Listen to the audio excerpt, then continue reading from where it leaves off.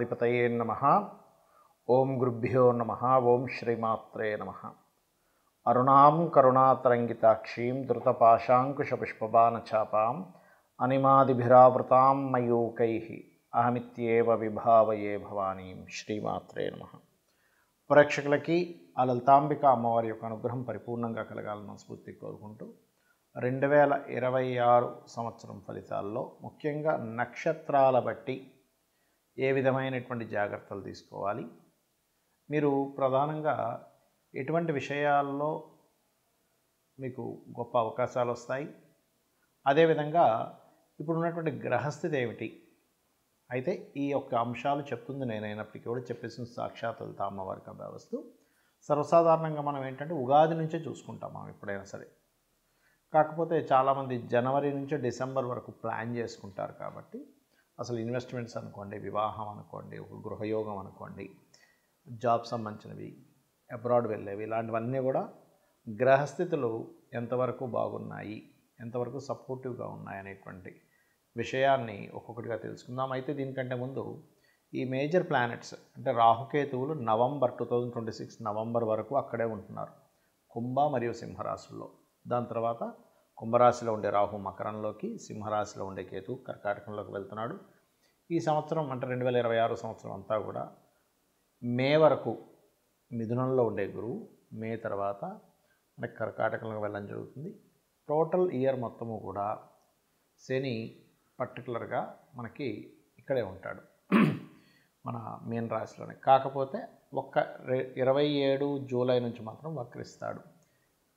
So ఒక్కొక్క రాశిరీత్యా విషయాలు మనం తెలుసుకుందాం. కన్యవారు కనుక చూసుకున్నట్లయితే ఇందులో ఉండేటువంటి నక్షత్రాలు 1 ఉత్తర 2, 3, 4 పాదాలు ఉంటాయి. మీరు ఎక్కువగా సూర్య భగవానుని నారాయణని ఎక్కువ ఆరాధించండి, చక్కటి ఫలితాలు ఉంటాయి. అలాగే హస్త నక్షత్రం వారు అమ్మవారి యొక్క ఆరాధన, రాజరాజేశ్వరి అమ్మవారి యొక్క ఆరాధన. చిత్తా నక్షత్రం వారు 1, 2 పాదాలు ఉంటాయి. ఇందులో మీరు సుబ్రహ్మణ్యేశ్వర స్వామిని కానీ ఆంజనేయ స్వామిని కానీ ఆరాధించవచ్చు. అయితే ఇక్కడ సహజంగానే ఇక్కడ మనకి ఉత్తరా నక్షత్రం వారికి కాస్త డిగ్నిఫైడ్ నేచరు, సేవా స్వభావం ఎక్కువగా ఉంటే, హస్త నక్షత్రం వారు కొంచెం ఎంజాయ్ చేయాలి, హ్యాపీగా ఉండాలని లక్షణాలు ఎక్కువగా ఉంటాయి. చిత్తా నక్షత్రం 1, 2 పాదాల వారికి కొంచెం అన్నదమ్ములతో లేకపోతే మిస్కమ్యూనికేషన్స్, కొంచెం గొడవలు ఎక్కువగా జరుగుతుంటాయి వాళ్ళ లైఫ్లో. అయితే ఇక్కడ మీరు ధ్యానం చేయవలసింది కూడా నారాయణుని, కృత్తిక ఉత్తరా వాళ్ళైతే హస్తవాళ్ళ అమ్మవారిని, కృత్తిక నక్షత్రంలో ఆంజనేయ స్వామిని అని చెప్పాను కదా. ఇందులో పర్టికులర్గా ఉత్తరా నక్షత్రం వారు మాత్రం ఇన్వెస్ట్మెంట్స్ చేసేటప్పుడు, ఎందుకంటే ఈ 3 నక్షత్రాల వారికి, ఈ రాశి వారికి 12లో కేతు ఉన్నాడు. కానీ ఈ 12లో ఉండేటువంటి కేతువు ఎవరి మీద ఎక్కువ ప్రభావం చూపిస్తాడు ఇన్వెస్ట్మెంట్స్ విషయంలో అంటే ఉత్తరా నక్షత్రం 2, 3, 4 పాదాల వారికి ఎక్కువ ప్రభావం ఉంటుంది. బికాజ్ ఆఫ్ మీకు ఉండే నక్షత్రాలు, గ్రహస్థితులు, వాటి ప్రభావం ఎవరి మీద ఎప్పుడు చూపిస్తుందని ఉంటుంది. అంటే ఎలాంటివి ఇన్వెస్ట్మెంట్ మీద అంటే ఒక్కొక్కసారి మనం అనవసరమైన ఖర్చు పెట్టడం, లేకపోతే తప్పనిసరి ఇన్వెస్ట్మెంట్ చేయాల్సిన పరిస్థితి రావడం మొహమాటానికి. కాబట్టి నేను చెప్పేది ఒకటే, వీలైనంత మట్టుకు ఈ సంవత్సరం 2026 నవంబర్ వరకు అవాయిడ్ చేయండి ఇన్వెస్ట్మెంట్ని. పర్లేదు నేను తర్వాత పెడతాను, పోస్ట్పోన్ చేయండి. 2026 నవంబర్ వచ్చింది, అక్కడి నుంచి బాగుంటుంది. ఇక 6లో రాహు ఉన్నాడు, శత్రుపై జయము, కాంపిటీషన్లో కలిసి రావడం, ఇట్లాంటివన్నీ కూడా ఇస్తాడు ఇక్కడ.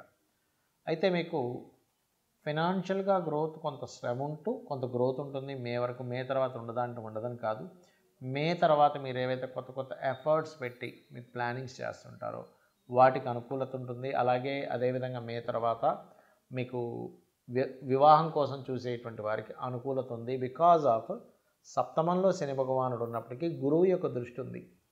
కాబట్టి ఇదేంటంటే కొంచెం ఇష్టపడిన వారిని వివాహం చేసుకోవడానికి, లేకపోతే మేనమామ, మేనత్త వరుస వాళ్ళ యొక్క సంతానంతో కానీ ఏదైనా వివాహం అవ్వడానికి అనుకూలిస్తుంది అక్కడ, వాళ్ళని ఇష్టపడి చేసుకోవడానికి. ఇక విదేశాల్లో చదువుకోవాలని, లేనట్లయితే విదేశాలలో అక్కడ ఏదైనా గృహం కొనుగోలు చేయడానికి అనుకూలంగా ఉంది చెప్పాలంటే. ఇక మీరు నిత్యము చేయవలసిన దేవతారాధన వెంకటేశ్వర స్వామి యొక్క ఆరాధన చేయండి, అన్ని విధాలా మీకు బాగుంటుంది. చాలామంది జాతక చక్రం అసలు ఎందుకు చూపించుకోవాలి, అసలు దానికి ఉండేటువంటి ఇంపార్టెన్స్ ఏమిటి, మనకి జాతకం చూపించుకోవడం ద్వారా కలిగేటువంటి ఫలితం ఏమిటి అని అడుగుతూ ఉంటారు నన్ను. చాలామంది అనుకుంటారంటే జాతక చక్రం చెప్పడం అంటే కేవలం ఏలినాడ్స్ నడుస్తుందండి, మీకు పలానా సర్పదోషం ఉందండి, లేకపోతే మీకు పలానా ఇంకోటేదో ఆశ్లేష బలి చేయించాలి, ఇంతవరకే అనుకుంటారు. అది కేవలం ఒక 1% కూడా కాదు, చాలా తక్కువ ఆ విషయం చెప్పడం అనేది.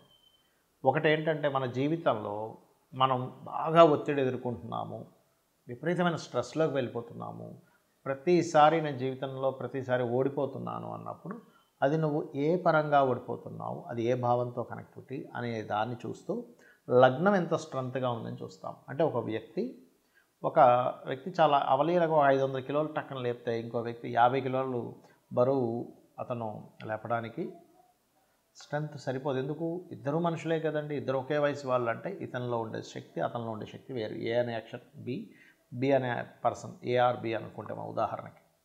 అలా స్ట్రెంత్ని అయితే ఆ వ్యక్తి 50 కిలోలు కాదు కదా, 500 కిలోలు దాటి కూడా లిఫ్ట్ చేయగలుగుతాడు. అలా మీ లగ్నం ఎప్పుడైనా సరే స్ట్రాంగ్గా లేదు, అక్కడ ఏదో ఎఫెక్టివ్గా ఉంది అన్నప్పుడు దానికి సంబంధించి దానం ఇవ్వడం ద్వారా మీ లైఫ్లో సక్సెస్ పొందడానికి, స్ట్రాంగ్గా ఎటువంటి సిచ్యువేషన్స్ వచ్చినా నిలబడడానికి మీ లగ్నం చెప్తుంది. అదేవిధంగా ప్రతి భావము ఉంటుంది. ఇప్పుడు చాలామంది చూడండి, నేను ఫలానా వ్యాపారం చేశాను, నేను ఫలానా ట్రై చేశాను లైఫ్లో, కానీ నేను ఫెయిల్యూర్ అయిపోయాను, ధనం రాలేదు, ఉన్ని డబ్బులు పోయాయి అంటారు.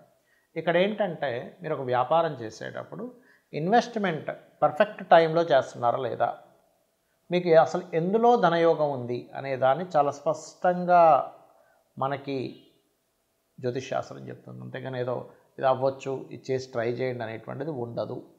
ఇక కొంతమందికి వాళ్ళకి లేదన్నా సరే మేము చేస్తాం సార్ అంటే ట్రై చేయండి అంటాం. కానీ ఉండే విషయం ఏంటంటే వెరీ స్పెసిఫిక్గా ఉంటుంది.